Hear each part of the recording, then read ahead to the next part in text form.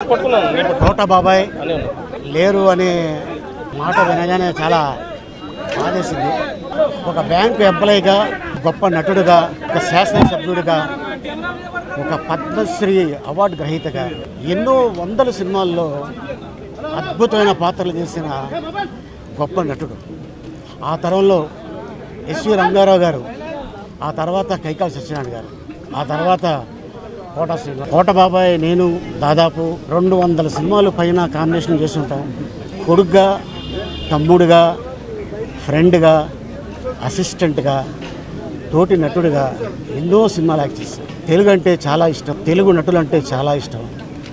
తెలుగు మాట్లాడి అద్భుతంగా చేసే నటులు ఉంటే ఏమయ్యా వీళ్ళకి అవకాశాలు ఇవ్వండి అయ్యా అని చెప్పిన ఏకైక నటుడు కోట శ్రీనివాసరావు గారు. ఎందుకంటే వాళ్ళు ఇండస్ట్రీని నమ్ముకొని వచ్చారు, వాళ్ళకి వేషాలు ఇవ్వండి అని ఎప్పుడు కో డైరెక్టర్లకి, డైరెక్టర్స్కి, నిర్మాతలకి అందరికీ రిక్వెస్ట్ చేశారు. అటువంటి అద్భుతమైన నటుడు ఈరోజు మన మధ్యన లేరు అనే వార్త తట్టుకోలేకపోతున్నా. ఎందుకంటే దాదాపు 35 సంవత్సరాల నుంచి మా అనుబంధం. ఎక్కడ కూర్చున్నా కూడా అరే మధ్యాహ్నం బ్రేక్లో మనం కూర్చొని తిన్నారా అని చెప్పేవాడు.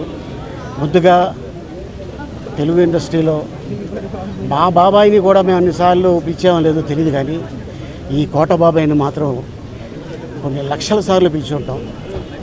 సో మా కుటుంబానికి నా ప్రగాఢ సానుభూతి తెలుపుతున్నాను. Thank you.